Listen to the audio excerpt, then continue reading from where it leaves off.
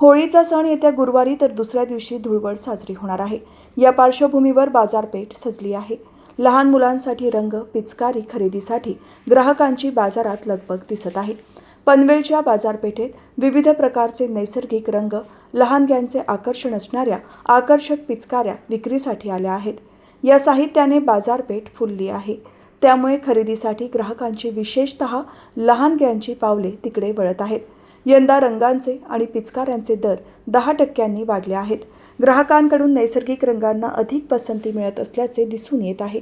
नैसर्गिक सुके रंग 80 ते 100 रुपये तर ओले रंग 180 रुपयांमध्ये उपलब्ध आहेत।